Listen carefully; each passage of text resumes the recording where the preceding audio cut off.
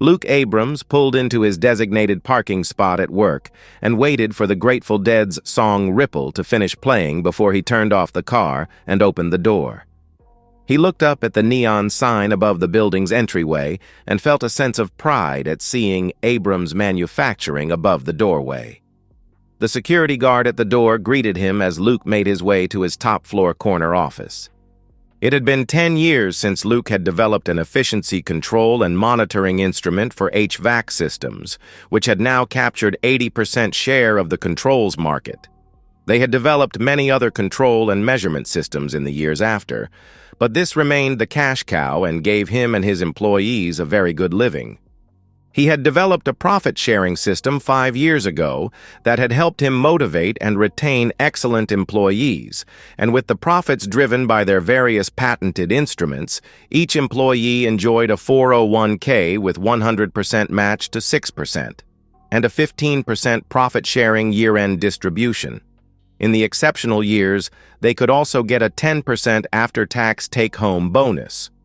His CFO told him the value of the company now stood at $20 million, and not a month went by that some firm or venture capitalists wanted to discuss buying the business.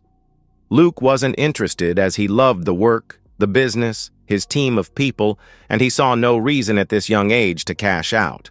Life was good. His home life had been excellent through the years.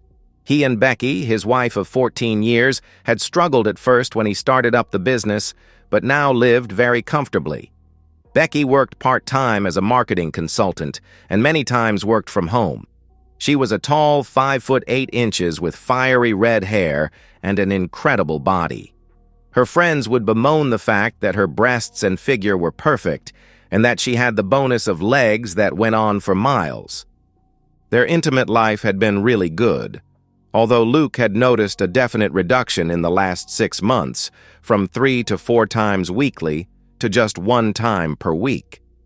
Becky also seemed to be more attached to her phone, sending texts to God knows who, and once when he picked it up to check on the ball scores, he noticed it was now password protected, something neither of them had done in the past. He had talked to her about the intimacy and about her being more subdued and quieter in their interactions, but she said he was noticing things and that she was feeling her age more and tired more, and he should just know that she loved him more than he could ever imagine. They had talked about starting a family and she was reluctant, but he had told her how important it was to him, and she had acquiesced, and 5 months ago had agreed that within 6 months, she would go off of birth control and they would start working on having a family. She wasn't as excited about it as he was, but he thought she was warming up to the idea. As Luke sat in his office thinking about this, his friend and VP of sales, Chad Warwick, came into his office, looking sheepish. Chad had been a friend in college, and they had played soccer and hockey together in high school. He wasn't his best friend, but Luke considered him close. Now the relationship was a mixture of friendship, but also Luke was the boss, and although he treated his employees as partners, what Luke ultimately decided was what they did. Chad peeked in the door and said, "Boss, I'm feeling really awful today. Feel like I have the flu or something, so if you don't mind, I'm going home to sleep and I'll either be back later or in tomorrow. I'm done with the proposal for the new convention center's HVAC controls and sent it off, so my plate is clear for the next several days. I'll see you tomorrow." "Okay, Chad. Hang in there and hope you feel better." With that, Luke did his management by walking around the loop and going through the sales and marketing offices and the HR group, and then out into distribution and manufacturing, where he loved to spend time talking with and getting ideas from the factory floor staff. This was a ritual that he did every couple of days, and it usually took him an hour or more. But time to get back to the office for some strategy work. Luke decided to do more work on a new business line he was thinking about creating and opened up his workstation to pull down the files. He noticed that he had the old version and remembered that he had worked on it over the weekend and had saved the files to his home computer instead of signing on via VPN and uploading it to the company server. He figured he could talk Becky through calling the file up and emailing it to him instead of making the drive home. He tried calling the home line and it went to voicemail.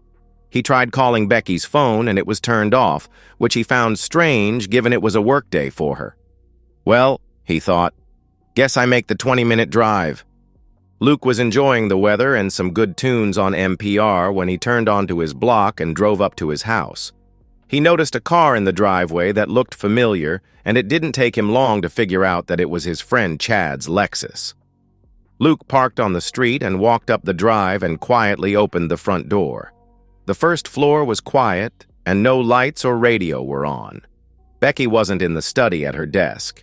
He went into the kitchen and then heard some moaning and voices coming from the master bedroom. In his mind and his heart, he couldn't believe what his gut already knew, that someone was being intimate with his wife in his bed. He grabbed the 12-inch Wusthof meat carver out of the rack and slowly walked up the stairs. He stood out in the hall, blocked by the door jamb so they couldn't see him, but he could hear what they were saying. They were cuddling and talking, and he heard Becky say, "Chad, we can only do this a few more times. I think Luke is getting suspicious of my aloofness and my constant texting on the phone. And I haven't been intimate with him more than once a week because I feel so guilty and it feels so wrong to be with you, and then him the next day. I have loved our little fling for the last 4 months. It's been my self-indulgent treat to have forbidden and illicit relations before I commit myself to going off the pill and trying to have a family. So, now I want you to be with me like you never have, as there will only be this time, and then the Denver conference, and then we are done." Luke remembered that Becky told him she was going to a marketing conference in Denver in 2 weeks, and he quickly realized it coincided with a sales conference Chad would be attending in Denver that same weekend. Luke was crushed at what he heard. He pulled out his phone and started the video as he peeked slowly around the door jamb. His wife Becky was now on top of his friend and employee Chad, moving with great energy. Luke was panting and saying, "You love it when I'm with you in your marriage bed, don't you? You can't get enough of me and no one can please you like I do. Say it, damn it." At that point, Luke walked into the room, still filming with the phone in one hand and the knife in the other. He grabbed Becky by the hair and pulled her up off of Chad, turned her around, and pushed her onto the bed beside him. At first, she screamed and yelled until she saw it was Luke, and then her eyes went wide and her mouth flew open and she screamed, "No, no, no, dear God, no, Luke, it isn't what you think. It means nothing." At this point, she tried to stand up and come to Luke as Chad tried to move to the end of the bed and stand, but Luke held out the knife and yelled, "Both of you sit back on that bed and shut the heck up, or you'll find a 12-inch blade in your chest. Sit down now." They both sat down and pulled the sheet up. Becky started to sob uncontrollably, and Chad started to say to Luke, "Boss, really this was nothing. Just physical. Just a diversion for us. It doesn't mean anything." Becky jumped in and said, "Luke, I love you." This was only meaningless physical relations with Chad. "It doesn't change anything about how I feel for you. It was just a last-time fling for me to sow some wild oats before you and I settle down and start a family. Please, Luke, this is nothing. Send Chad away and come and cuddle with me and I'll make it up to you." Luke looked at her as if she had lost her mind. He was incredulous about what she just said. "Becky, it didn't mean a thing? Well, I guess you proved that our marriage didn't mean a thing to you. I guess you just demonstrated that you have no respect for me and that I was a fool to trust you loved me. How could you possibly say you love me when you're being intimate with my employee for months and in my own bed? You want me to cuddle with you. I can barely stand to look at you and I'll never touch you again. That much is for goddamn sure. Now just sit there and shut the heck up, you pitiful woman." Becky recoiled at the sight of his anger and his pain. He had never talked to her like that. In fact, he had practically worshipped her in their marriage and treated her with love and respect, and his response cut right into her soul at what she had done to hurt him. With that, Luke made a quick call, and as the other party answered, he looked at Chad and said, "Janie, this is Luke. I'm sending you a video of your husband, Chad, being intimate with my wife, Becky, in my bed. I don't know if you knew he was cheating on you and your children, and I'm just so sorry to have to tell you." Luke paused for a few minutes before he hung up and then told Chad, "She says don't bother coming home. Evidently, this isn't the first time you betrayed your life and your kids. Now you can add that you betrayed your friend and your boss and ruined both my and your marriages. What a worthless person you are. I'm going to give you one chance to save your job. Tell me exactly when this started and how many times you two have been together." Becky looked at Luke and said, "No, Luke. Don't make us go over that. It doesn't matter, it means nothing, and it stops right now. Please." The look Luke gave her of hate and pain made her recoil further back, pressed into the headboard, and she had to avert her eyes. She continued to cry and weep as Chad responded to Luke. "Luke, please, don't throw away our friendship over this, and don't let it affect the good job I have been doing for the company. Becky means nothing to me, and I mean nothing to her. We were only enticed by the physical lust of an illicit affair. This is the 4th time we have met. The first time we were both in Denver on separate conferences, and I knew she was going to be there from a discussion we had at the company BBQ. So I got her number and called her up the first night to go to dinner. Well, we ate, drank heavily, and danced and really felt a spark for each other, so that night and the next, we went up to my room and were intimate. Then about 1 month later, Becky called me up and told me you were going out of town for the day to visit a new construction site, and she asked me to come over. We ended up in your room, and she seemed to get off doing it in your marriage bed. 3 weeks later, we got a room at the Hilton and had a noon lunch meeting and were together there. And now this time, when she called me and asked me to call in sick and come over and be with her because she was so incredibly aroused. We were going to make the next conference in Denver next month the last time and spend 3 nights together trying to get this out of our system. We have both been feeling guilty and shitty about doing this to you and to my family. Becky knows you want to have kids, and she told you she would go off the pill and work on having a family, so we decided this is it, and we were going to recommit ourselves to being good married spouses.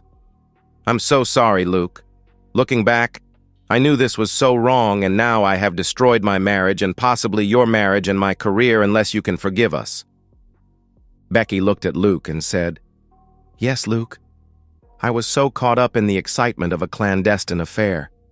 It wasn't anything about you, Luke. I love you. I've never loved anyone but you, and I want to have a family with you and grow old with you. You treated me like a queen. Being with Chad was fun, but it was nothing compared to being with you. Please don't throw me and our marriage away over a mistake. It meant nothing." Luke looked at her and screamed, "Nothing? It means nothing? Do you even know me? How can you possibly think that letting another man be intimate with you would ever mean nothing to our marriage? How do you think I could ever get past the hurt of being cheated on? Get past the lies and ever trust you again? How could you possibly think that I would ever want to touch your cheating body again? How do you think I could ever have the same spark, bond, and love that I had for you after you disrespected me this badly? How can you not see the strain it had already put on our marriage? The lack of talking and communicating, the reduction of intimacy and turning that intimacy into just mechanical actions for you, something to get checked off your to-do list. A mistake might be one drunken night, but planning and executing meeting at out-of-town conventions and at our home is an affair, not a mistake. What the heck is wrong with you?" Becky was beginning to understand for the first time what she had done. She had convinced herself this was a meaningless physical relationship, and it wouldn't damage her relationship, maybe would even make it stronger. But as Luke talked, she did understand that she had pulled back both emotionally and physically from Luke. She didn't understand why, as she loved and wanted only him. Maybe it was the guilt that she tried to keep buried, eating away at her and her relationship. She thought that she would never be found out. Luke trusted her so much. She could see that that trust would never be the same. She thought if she was caught that Luke loved her so much, he would forgive her, and she would quickly make him forget by being a loving and caring wife and having a family. She now understood how she had been lying to herself, rationalizing that everything would be better and fine so that she could justify having her last fling before a family. She had fooled herself that she deserved this, and it would make her a better wife. Now she was seeing how much pain and disrespect she had heaped on the man that she loved so much and wanted to have his babies and a long and happy life with. My God, she thought, have I ruined this? How do I get us past this? All she could do was look at Luke and say, "Please, Luke, please forgive me for how I have hurt you. I didn't think enough about what I was doing. I didn't know it would be so devastating. I never meant to disrespect you. I never wanted to hurt you as much as I now realize I have." Luke held up his phone and played back part of the video where she was breathlessly saying, "Yes, Chad. No one makes me feel the way you do. Don't stop." Then looked at her and said, "How could you possibly think you weren't disrespecting me when making comments like this and being with this worthless person in my own bed? You disgust me." Luke looked at Chad and said, "I lied, Chad. There is no way you are saving your job. Don't bother to come in tomorrow. You are fired. Now get the heck out of my house." Chad moved to the end of the bed and started to get up, and so did Becky, but Luke yelled at her and said, "Stay there in those soiled sheets, you cheater, and don't move." She shrank back into the bed as she saw the pain and hurt in Luke's face turn into a look of anger and pure hatred. My God, what did I do to hurt such a good man and turn his love for me into hate? Chad grabbed his clothes and flew down the stairs and out the door and sped away in his car. Luke looked at Becky and started to cry. She rose off the bed and tried to come to him and hug him, but he looked at her body in disgust and turned away and held up the knife between him and her so she wouldn't approach him. She looked down at herself and saw evidence of their intimacy and saw herself the same way Luke did, as a gross, cheating, lying person who betrayed everything that was sacred in her relationship. She broke down crying and ran to the bathroom, locked the door, turned on the shower, and sank to the floor. She hoped that perhaps if she gave Luke space, he would calm down and they could talk through this. It was her only hope. She cried and washed herself for the next 30 minutes.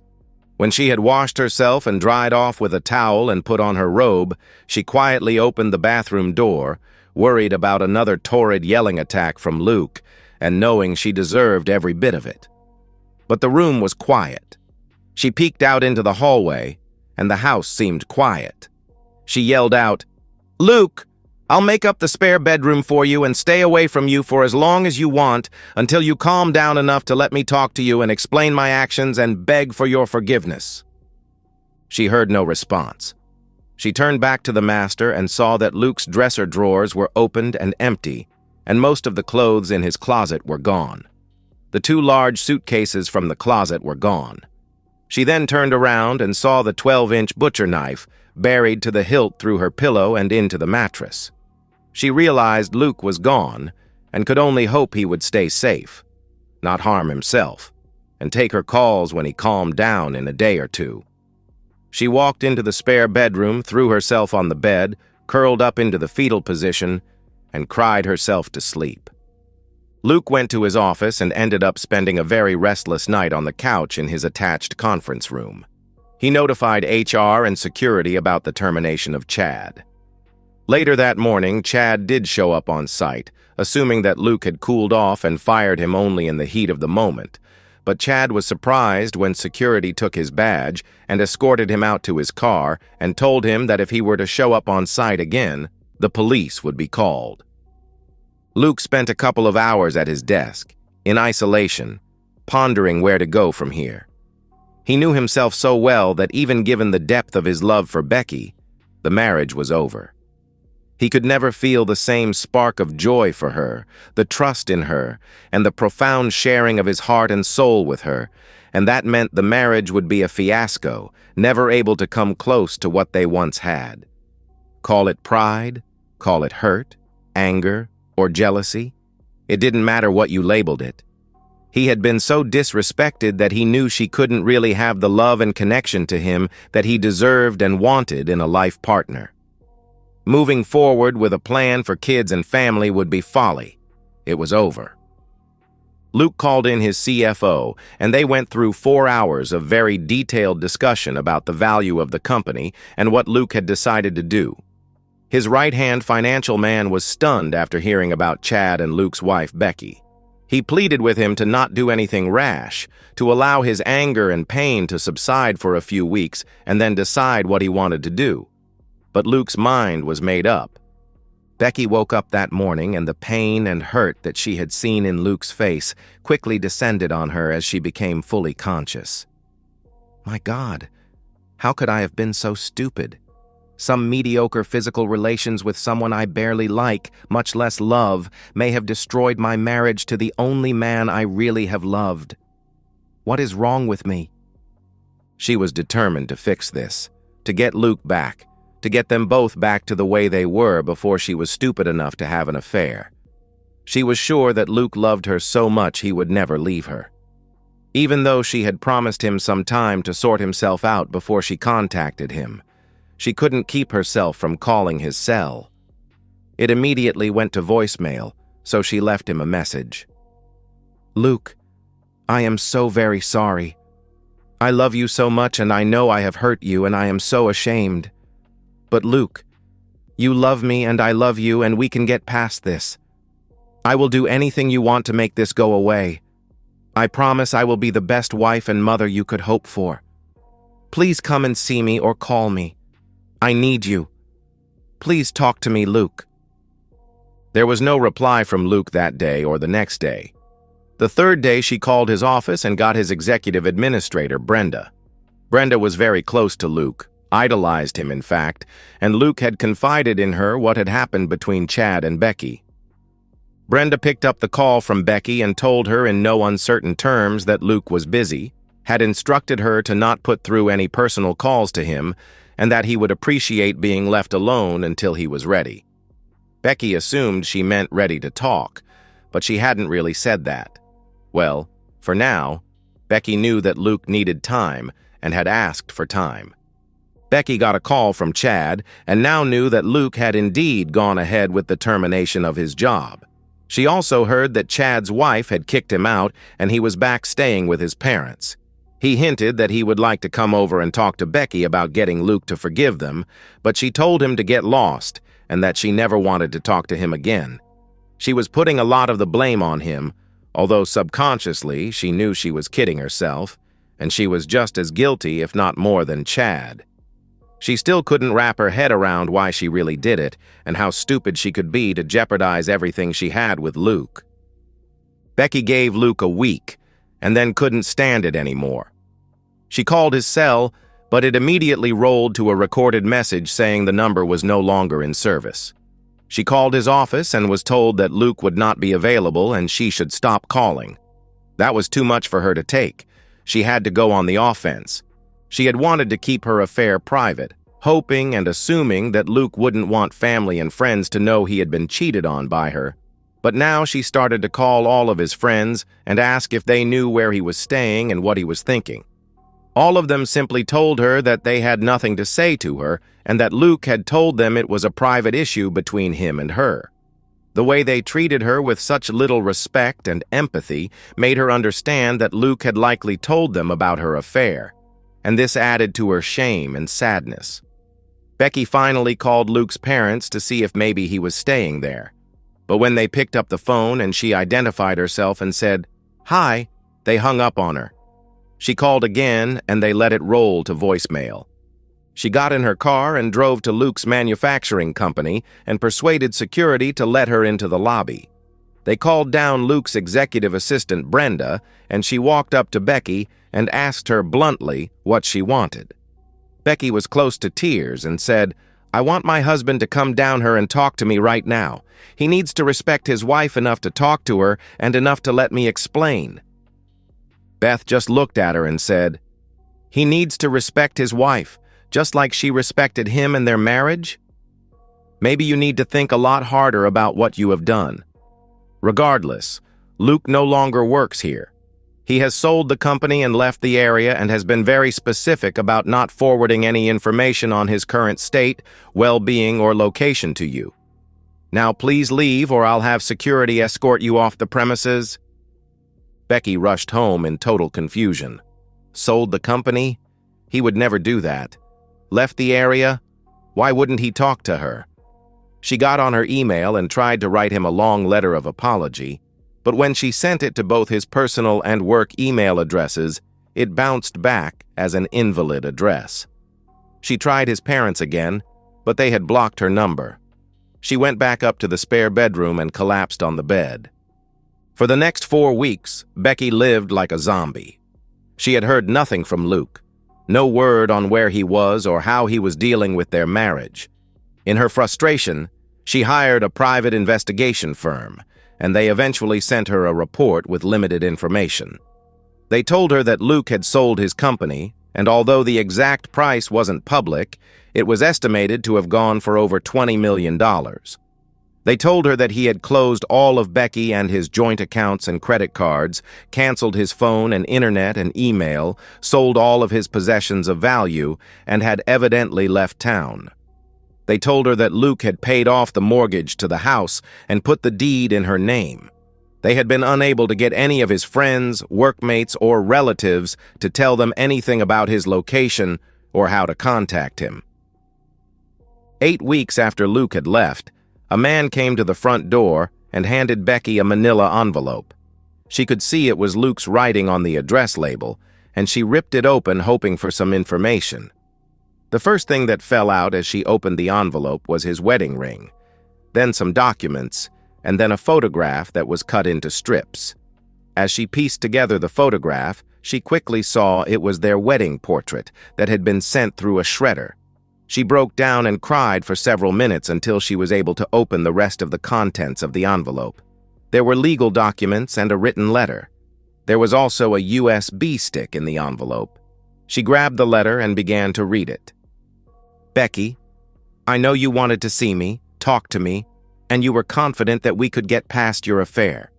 You considered it just meaningless physical relations, a mistake, something that I should just forget, and that we would go back to the marriage we had before you decided to break our wedding vows and my trust. I was amazed that you could kid yourself into thinking it would ever be the same, or even close to the same. I know that you could never have loved me, at least the way I loved you, to be able to cheat on me like that. You didn't seem to understand the hurt and pain that you caused. No one has ever hurt me that badly, and for it to come from the woman I loved more than life itself was too much to ever forgive. I would never be able to trust you again, never be able to touch you and be intimate with you without seeing what I saw. Perhaps you don't remember it as being that bad or that big of a deal. If so, I have enclosed the video of you and Chad destroying our marriage. Your words alone are enough to break my heart over and over every time I think of them. It became apparent to me from the calls I initially received from our very close friends and relatives about how I could leave you and why I would be so cruel as to disappear from your life that you never took responsibility for your actions with them or likely with your family. I am sorry to say that this same video, with a different letter, has now been sent to those people so they understand the depth of your betrayal and how there would be no getting over this. I have been so devastated and destroyed by you that I supposed I wanted some revenge in return. I am not happy about my actions, but believe they were the only road open to me. I have decided that from this day forward, you will never hear from me again. You will never see me again. And I will never return to our house, our town, maybe even our state. I guess I will never understand why you did this. If it was something missing in me that drove you to this, or if it was something missing in you. I hope you figure it out before having another serious relationship, and I hope that you remember my pain before you would ever consider cheating on anyone again. I hope that someday in the near future, I can get past the pain, humiliation, and disrespect you have put me through, to remember the earlier times in our relationship that were filled with love. I hope that sometime, instead of the hate I feel for you, I can feel at least indifferent, or if I become truly the man, I would like to be perhaps I can find forgiveness or understanding. Regardless, you will never see that day. Perhaps you don't really care at this point. I guess I'll never know, and that is something I too will live with. Goodbye. The last set of documents in the envelope were entitled Divorce Dissolution, but at that point Becky couldn't see through her tears and she slumped to the floor. It had been 5 years since Luke had disappeared, and true to his letter, Becky had not heard a word from anyone about his health, his spirit, his location, or his life. Luke had been quite generous in the divorce decree, offering her $1 million and the house and possessions in lieu of any ongoing financial support. Her lawyer told her it was the best offer she would get, as the $22 million that Luke sold the company for was not held in the United States and would never be available for any court-ordered restitution anyway. Becky really didn't care. In her mind, she deserved nothing, and she would never fight anything that Luke had decided was fair. Her life had been very rough at first, as her friends and family saw the devastating video of her being with Chad in her marriage bed. She understood how much she had really hurt Luke, and how she had driven him to hurt her back by sending out the video. She also understood it was a quick way to stop anyone from asking her or him about what happened and if they could get back together again. She had felt extreme humiliation, embarrassment, and hurt in having her friends and relatives see that, but she understood it still wasn't as bad as what seeing and hearing that had done to Luke.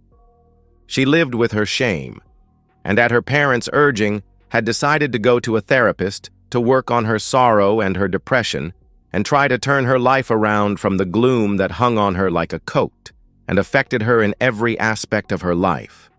She had had a few dates, but she really couldn't seem to ever enjoy herself or let anyone into her personal thoughts and pain, so nothing ever progressed beyond a few painfully awkward dates. She had had a few one-night encounters to try and find some comfort in physical connection, and they had been so awkward, so degrading, and such a dismal reminder of what she once had being reduced to this, that she could not longer stand the idea of meaningless physical relations again. When Luke had left, he had taken the photo album of their wedding, and she had been left with very few pictures of him and her together, and each day the memory of his looks, his voice, his spirit and personality, and his loving touch faded more and more from her life. And so, we've reached the end of today's story. Was it what you expected, or did it take a twist you didn't see coming? I'm curious to hear your thoughts. Share them in the comments below, and let's get a conversation going. If this story kept you hooked, make sure to hit that like button. And if you're new here or just haven't subscribed yet, now's the perfect time to join our community. I bring you fresh, captivating stories every day, so click that subscribe button and turn on notifications so you never miss out. Thanks for watching, and I'll see you in the next one.